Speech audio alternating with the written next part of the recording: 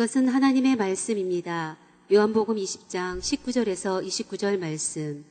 이날 곧 안식 후 첫날 저녁 때에 제자들이 유대인들을 두려워하여 모인 곳에 문들을 닫았더니 예수께서 오사 가운데 서서 이르시되 너희에게 평강이 있을지어다.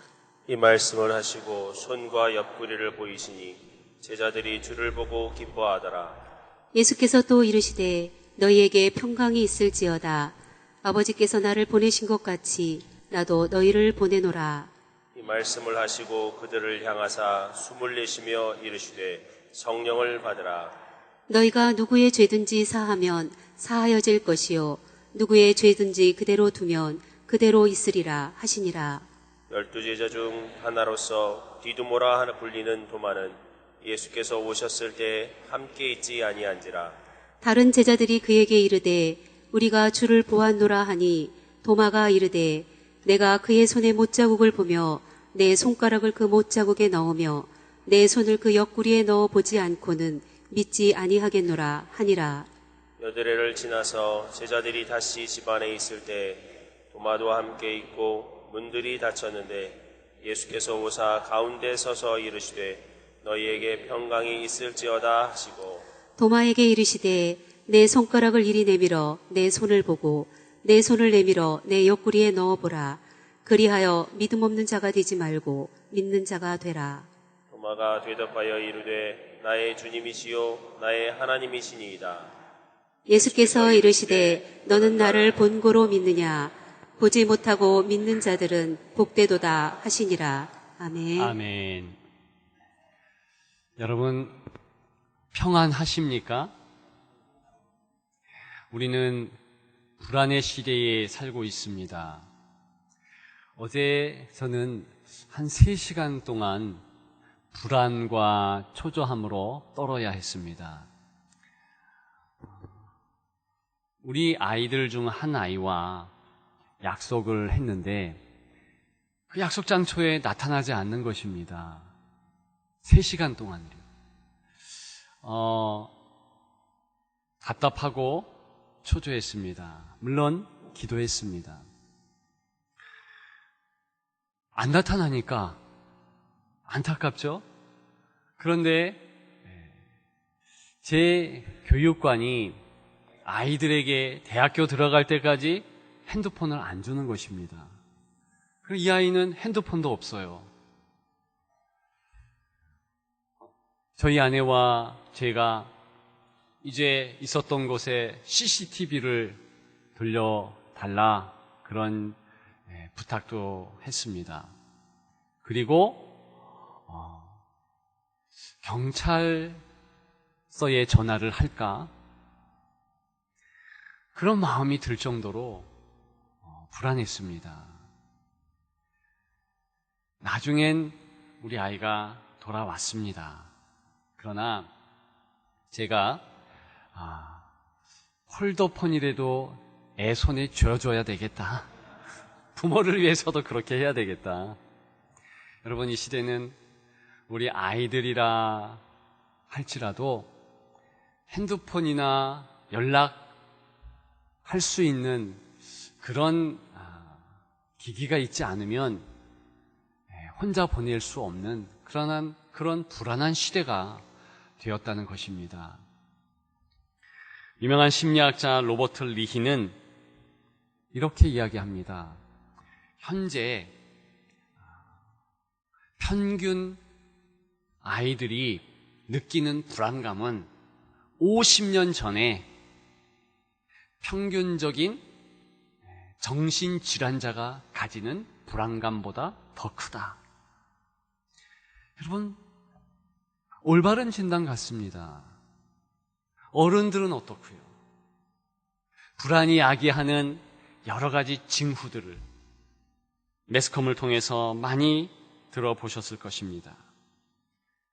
신경질, 조급증, 수면장애, 중압감, 더 나아가서 소화불량, 두통, 불면증, 근육경직, 에너지 저하.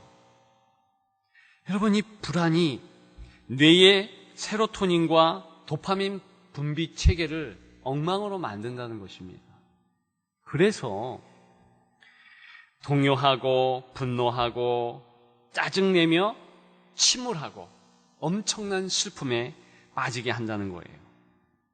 그게 몸에 교란까지 생기게 해서 불쾌한 냄새가 진동케 한답니다. 탈모도 촉진한답니다. 과도한 땀 분비, 호르몬 불균형, 고혈압, 편두통, 체중 증가, 감소. 여러분, 그러고 보면 우리 시대는 불안한 시대가 맞다 여겨집니다. 그러나 오늘 본문을 보면 그것이 우리 시대에만 국한된 불안감, 두려움이 아니라는 것을 알 수 있습니다. 우리가 읽은 19절에 어떻게 이야기하고 있습니까? 제자들이 유대인들을 두려워하여 이렇게 얘기합니다. 제자들이 두려워했다는 것입니다. 바로 이날은 예수님께서 부활하시면서 무덤을 박차고 나오신 날입니다. 그런데 제자들은 무덤 같은 곳으로 들어갔다는 거예요. 다 문을 걸어 잠갔다는 것입니다. 왜 그랬을까? 두려움 때문에 그랬다는 겁니다. 불안감, 초조한 마음. 여러분, 표면적으로 그 이유를 자명하게 성경은 밝혀주고 있습니다. 유대인들 때문에 그랬다. 그들 때문에 두려워한 거죠. 왜요? 예수님을 유대인들이 죽인 그 모습대로 제자들도 찾아서 죽일까봐 두려워한 것 아니겠습니까? 여러분, 그런데 실은 그 이유 이상입니다. 그것은 표면적이죠. 사실 오늘 제자들이 느낀 이 두려움은 인생의 원초적인 두려움, 불안감, 그것을 담고 있다는 것입니다. 여러분, 예수님께서 3번 평강이 있을지어다 말씀하십니다. 21절에 또한 19절에 그리고 그 자리에 있지 않았던 도마에게 말씀하시면서 또 한 번 다른 제자들에게 3번째로 이야기하시는 겁니다. 당시에 평강 있을지어다. 이것은 우리말의 안녕하십니까와 같이 평상시에 나누는 인사말이었습니다. 그러나 예수님의 평강이 있을지어다 라는 말은 인사가 아니에요. 예수님 사역의 본질적인 이유이며 그분이 중점적으로 행하셨던 사역의 내용이라는 것입니다. 그렇기 때문에 요한복음에 여러 번 이 평강에 대해서 이야기합니다. 요한복음 14장 27절에는 평안을 너희에게 끼치노니 곧 나의 평안을 너희에게 주노라. 내가 너희에게 주는 것은 세상이 주는 것과 같지 아니하리라. 여러분, 16장에는 어떻게 말씀하십니까? 이것을 너희에게 이루는 것은 너희로 내 안에서 평안을 누리게 함이로라. 여러분, 그러고 보면 제자들이 두렵고 불안해서 숨는 모습이 어딘지 낯설지 않지 않습니까? 익숙하지 않습니까? 인생은 처음부터 숨는 존재. 여러분, 에덴 동산에서 하나님 앞에서 아담과 하와가 죄를 지었습니다. 선악을 알게 하는 나무의 실과를 먹지 말라 했는데 먹잖아요. 그 이후에 한 행동은 우리들이 많이 들어서 알 것입니다. 나무 그늘에 숨은 거예요. 그 이후로부터 어떤 인생이든 불안감, 두려운 마음, 잠식할 때에 반드시 숨는다는 것입니다. 그 행동이 오늘 본문의 내용이라는 거예요. 따라서 오늘 주님께서 평안할지어다. 이것은 표면적인 제자들, 유대인들을 두려워하는 그 마음을 넘어서 인생의 모든 염려, 모든 걱정, 아울러서 모든 불안을 완전히 파괴시키는 주님의 선포인 줄 믿습니다. 여러분, 그러면 오늘 본문을 통한 이 평안은 과연 어떻게 이루어진 내용일까요? 여러분, 예수님은 오늘 종려주일을 지내시면서 이제 며칠 후 금요일 갈보리 언덕 위에 십자가에서 돌아가시게 됩니다. 그런데 그 이전에 한 아들이 그 갈보리 언덕 그 근처에서 죽을 뻔한 사건이 있습니다. 바로 이삭이죠. 아브라함의 아들 이삭. 여러분, 성경은 이렇게 이야기합니다. 아브라함이라는 인물을 하나님께서 택하셔서 믿음의 조상을 만드는데, 믿음의 조상 되려 하니 가장 마지막 단계 외아들을 바치라, 그렇게 명령하신다는 겁니다. 순종하지요? 모리아 산이라는 지정된 곳에 나아갑니다. 그것이 바로 제가 말씀드렸던 갈보리 예루살렘 산 한 언덕이었다는 것입니다. 여러분, 그 부분에 많은 세상의 철학자들은 공격합니다. 이상한 하나님이다.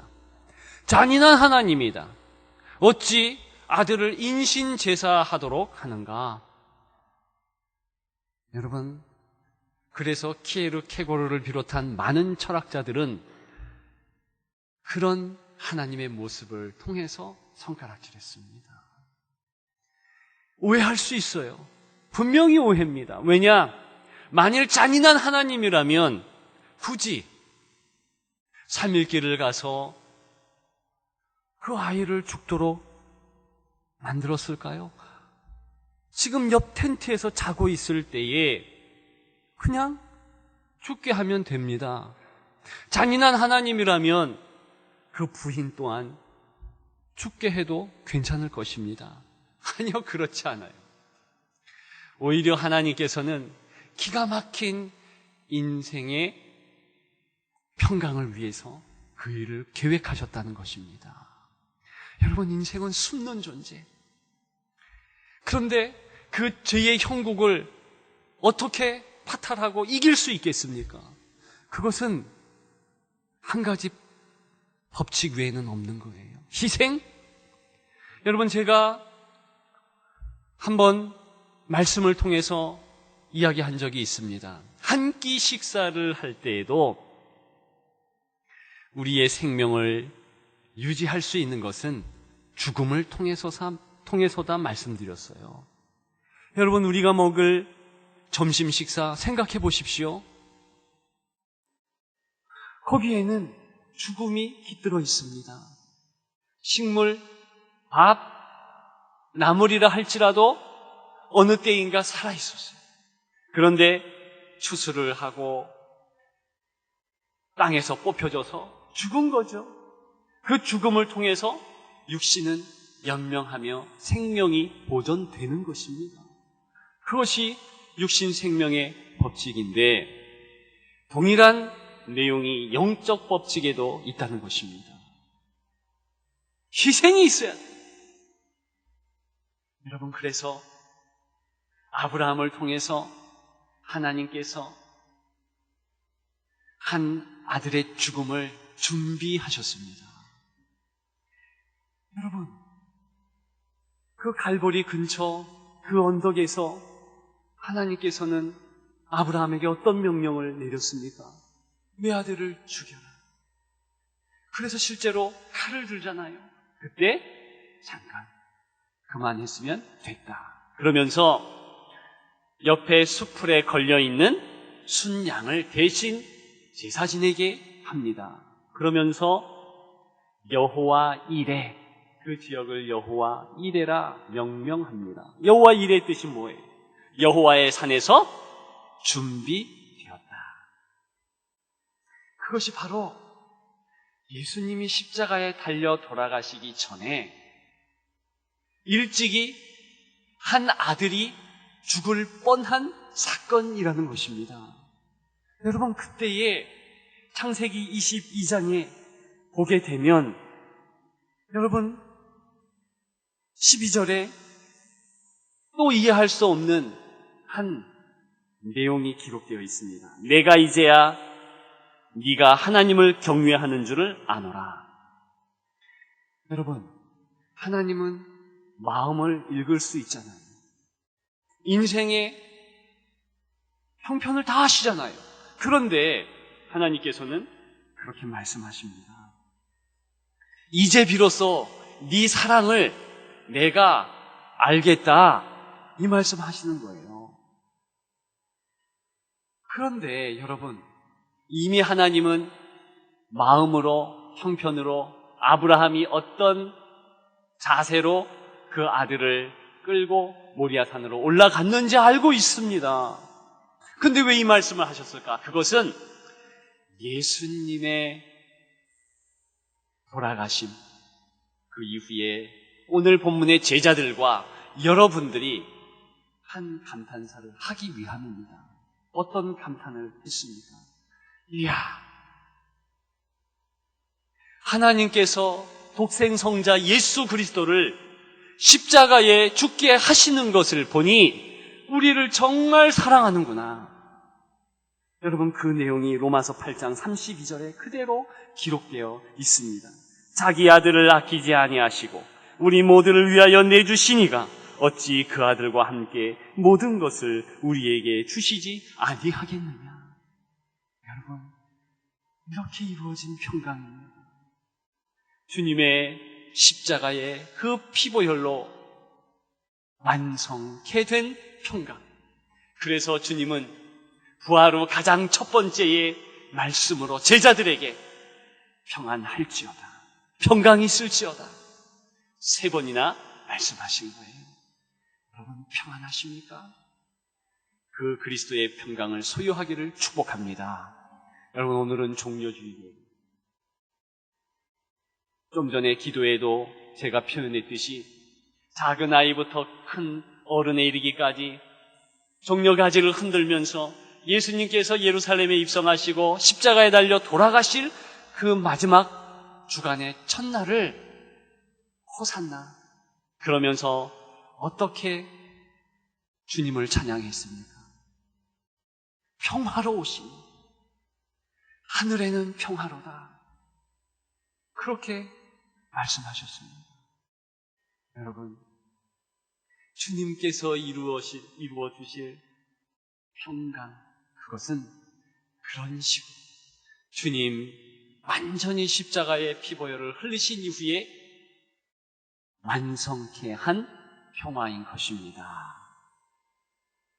오늘은 종려주일이면서 우리 교회는 성찬주일로 지키고 있습니다. 여러분, 성찬은 또한 무엇입니까? 예수 그리스도께서 우리에게 평강 주시기 위하여서 그 귀한 주의 보혈과 살을 우리를 위하여서 내어주셨다는 상징입니다. 저는 이 성찬식을 보이는 설교라 명명하고 싶어요. 듣는 설교는 우리가 평소에 이렇게 목회자를 통해서 말씀을 들었다면 이제 우리는 보는 설교, 저 성찬의 모든 내용 참여하면서 예수 그리스도의 평강이 내게 이루어져 이 불안한 시대에 계속해서 주의 평강을 내게 이루어 주옵소서. 여러분, 그 내용을 보면서 기도하며 간구하는 귀한 예식인 줄 믿습니다. 오늘 성찬 예식을 통하여서 주님께서 다시 한번 말씀하는 그 말씀을 들으시기를 소망합니다. 너희에게 평강이 있을지어다.